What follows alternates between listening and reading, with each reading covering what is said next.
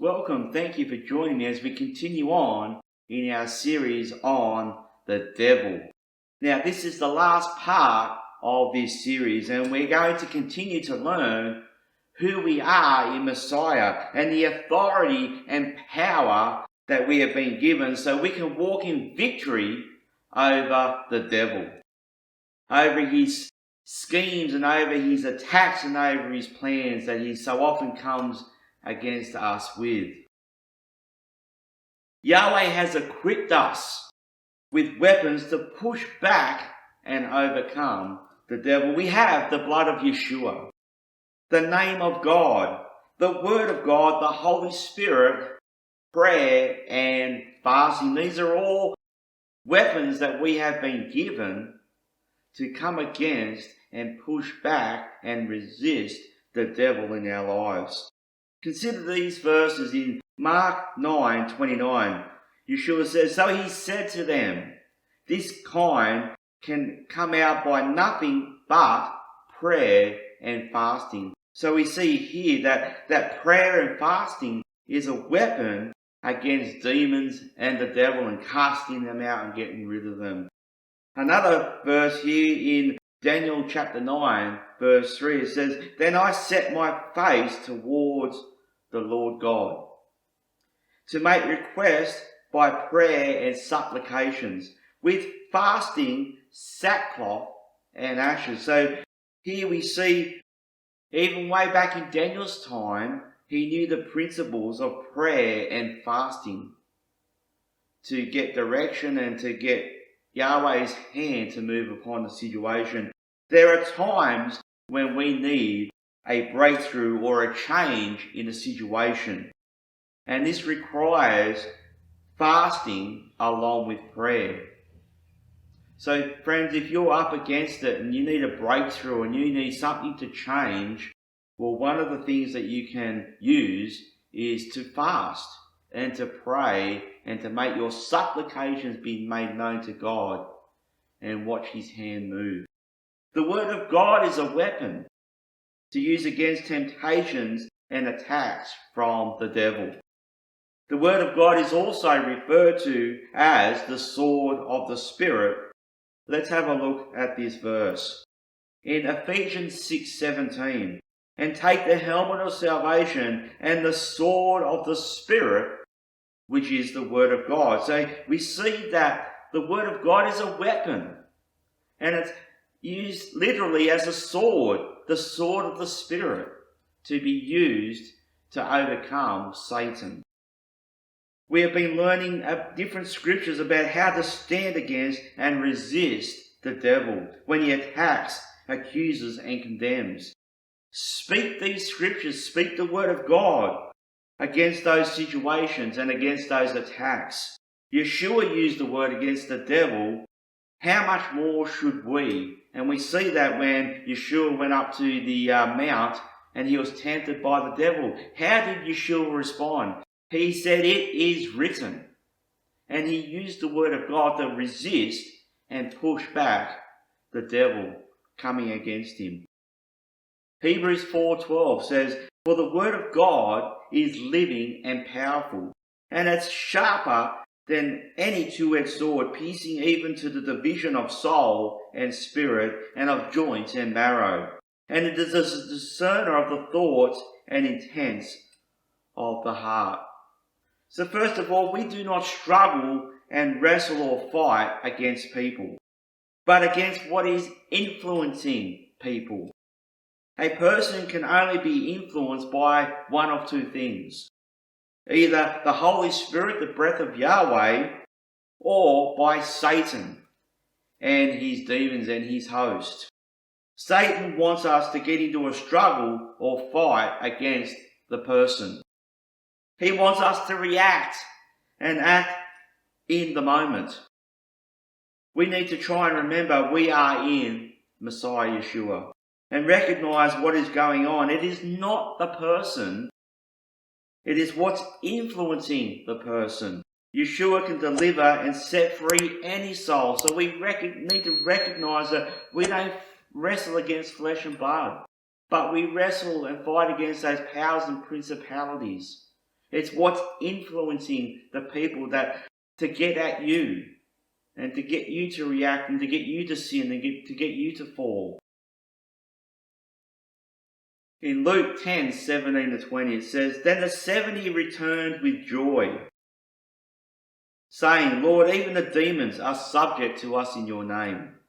And he said to them, 'I saw Satan fall like lightning from heaven. Behold, I give you the authority to trample on serpents and scorpions and over all the power of the enemy, and nothing shall by any means hurt you. Nevertheless, do not rejoice in this, that the spirits are subject to you, but rather rejoice because your names are written in heaven.'"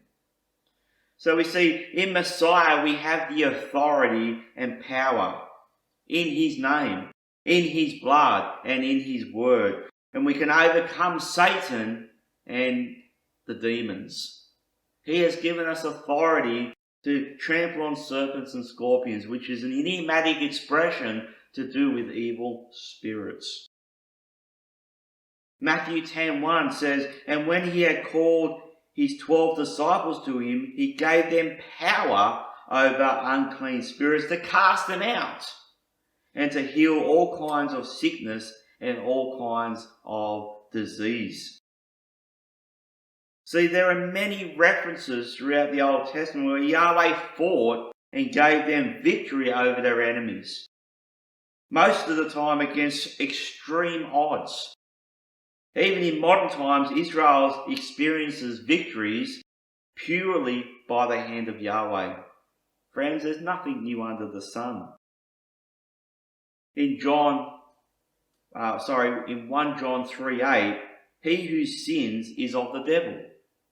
For the devil has sinned from the beginning. For this purpose the Son of God was manifested, that he might destroy the works of the devil." See, Yeshua destroys the devil, not us. There is nothing that we can do outside of Yeshua. It is only in Yeshua we can find victory over Satan in our lives. And again in 1 Corinthians 15:57 it says, "But thanks be to God who gives us the victory through our Lord Yeshua the Messiah." And in 2 Corinthians 10:4 it says, "For the weapons of our warfare are not carnal, but they are mighty in God for the pulling down of strongholds." And Zechariah says in Zechariah 4:6, "So he answered and said to me, This is the word of Yahweh to Zerubbabel, not by might nor by power, but by my spirit, says Yahweh of hosts." So by my Holy Spirit. So we see the Holy Spirit is all through the Old Testament. See, his weapons are not carnal.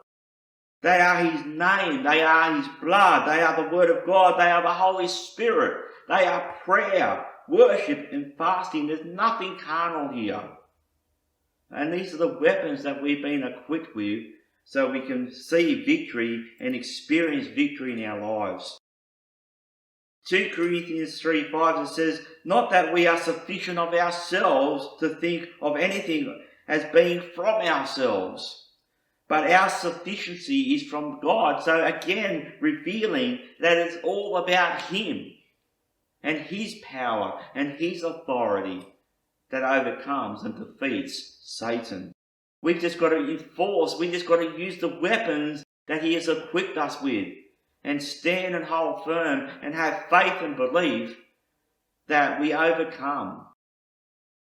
The victory and all that comes with it are from Yahweh and him alone.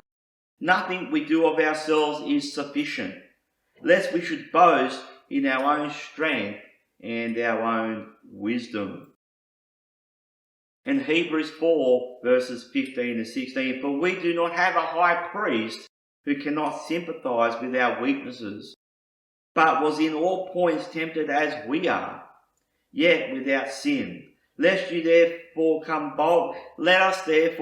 boldly to the throne of grace, that we may obtain mercy and find grace to help in time of need." Yeshua understands our weaknesses. He understands the struggles and the temptations that we all face, and that we do sin from time to time.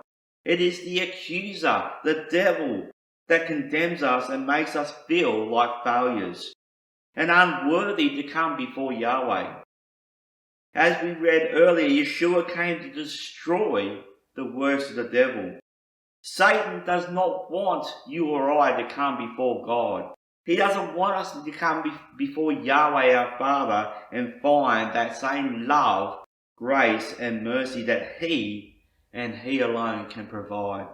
Satan doesn't want that. That's why he accuses. That's why he condemns. That's why he makes us feel really bad by our sin when we fall into it from time to time.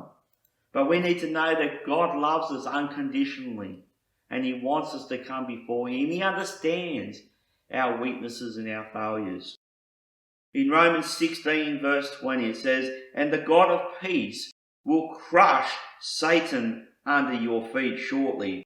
And the grace of our Lord Yeshua Messiah be with you. Amen." So we see here that God is the one that will ultimately and finally crush Satan.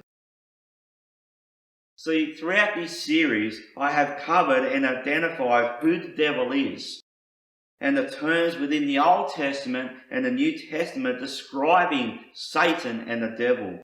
I have covered the characteristics of the devil that are revealed in the Old Testament and the New, along with terms describing his characteristics.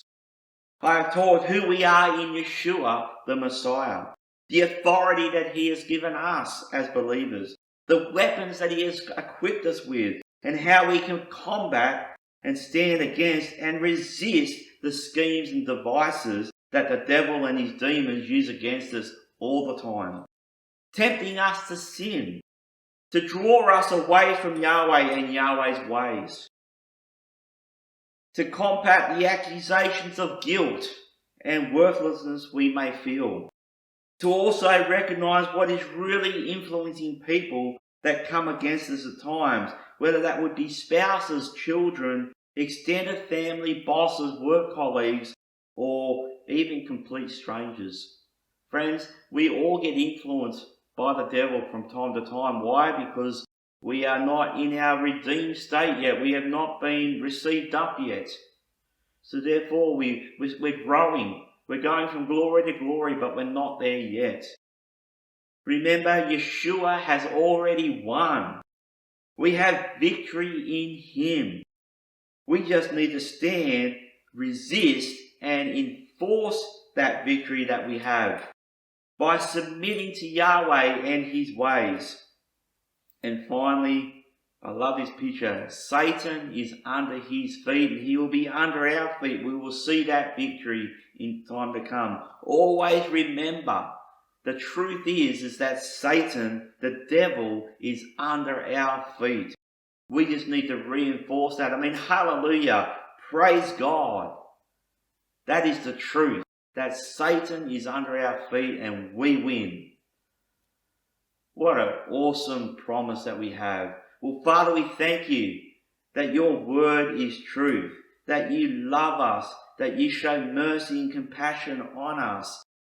Father, we thank You that You've given us weapons to fight. Holy Spirit, remind us in the time of need of these weapons, which is Your blood, Your word, prayer, fasting, Your name. Father, remind us of these things, that we can push back and resist the devil in our lives, that we can intercede and stand in the gap for those that we love and for other people that need redemption, that we can stand in the gap and resist the devil over their lives and see victory and see Your hand move in situations.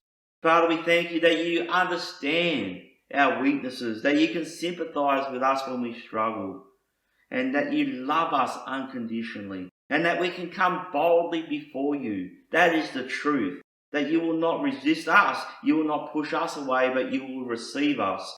And we thank You for that promise. In the name of Yeshua, our Messiah. Well, I really hope that you've enjoyed this series. I hope it's been a blessing and an encouragement to you, that it's helped you understand many things and reinforce and remind many things that many of you have learned along the way. Well, with that being said, until next time, may Yahweh watch over you. May Yahweh protect you. And may Yahweh bless you and your loved ones. Blessings and shalom. Thank you for taking the time to watch this teaching. I would like to ask you if you would hit the like button and the subscribe button. This will help us get our teachings out in front of many, many more people. And also to turn on the notification bell so that you will receive an alert for when the latest teaching comes out. I would also like to encourage you that if you are ministered to and blessed by this teaching, that you would share your thoughts and your comments in the section below. Thank you. Thank you for watching. We pray that this teaching has been a blessing to you. For more information, please go to www.ancientfoundationbiblefellowship.com. Shalom.